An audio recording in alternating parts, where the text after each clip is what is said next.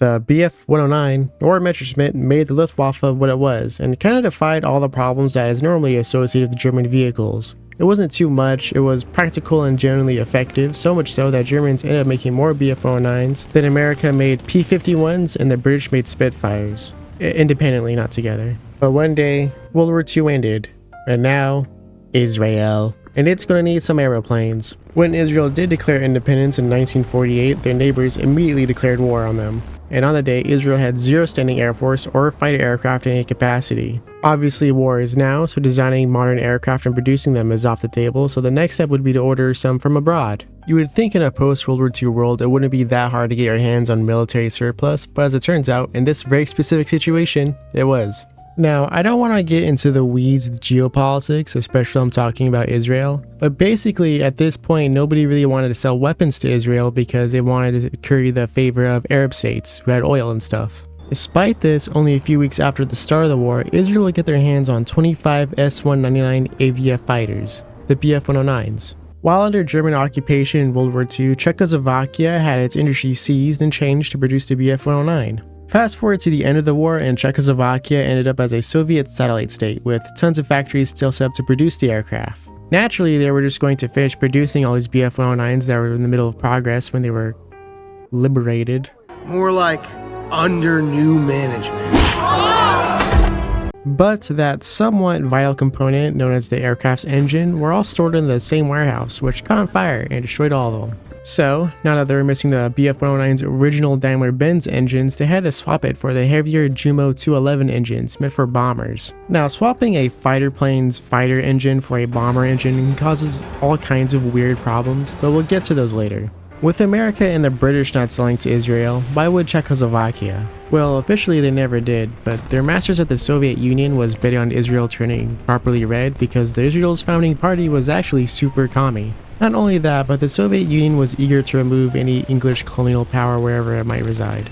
Because you have to remember, up until now, the British directly saw over the British Mandate of Palestine, who also just had the absolute worst British colonial flag I've ever seen. But anyways.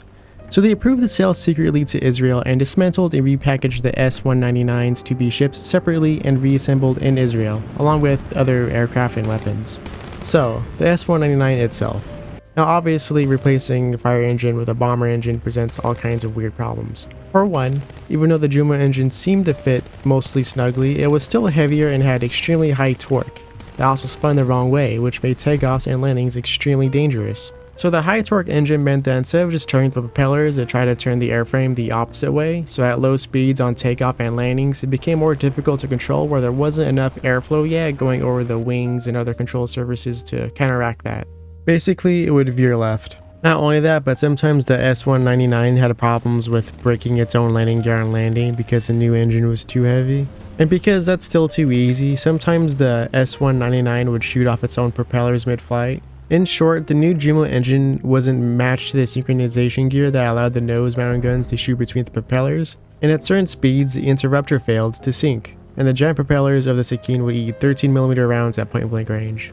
This malfunction is credited with killing 2 pilots. The S199 killed so many of its own pilots it became known as the Saken, which means knife in Hebrew, apparently. Some people seem to think it was actually because the word for knife in Yiddish was Messer, like Messerschmitt.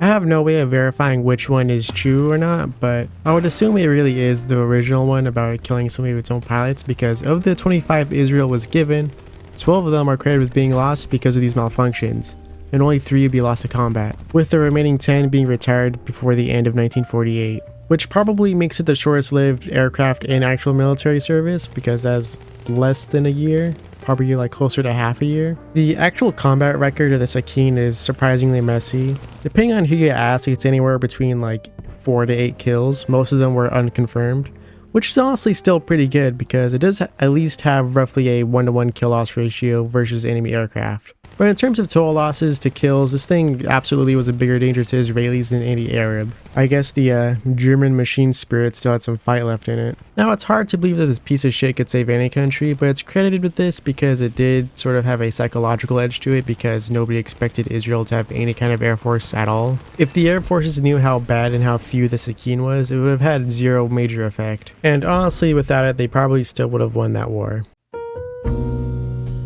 In War Thunder, the Saken is still really bad. However, it won't kill you on the runway, but it does have its own plethora of problems. One of them is being that it's just a BF-109 that flies like shit and overheats constantly. It actually overheats so bad it takes it 45 seconds with the weapon for the oil to overheat. Less than 3 minutes later, the engine is taking damage. Your average BF-109G takes closer to 4 minutes to even begin to overheat.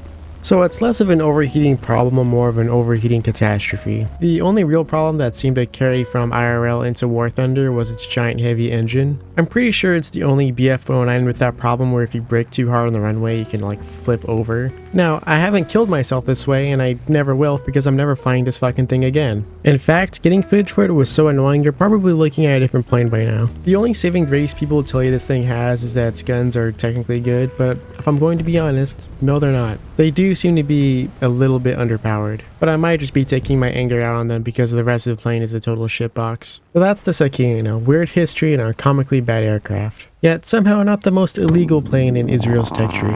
If you feel compelled to argue over current politics in the state of Israel in the comments, then honestly go for it.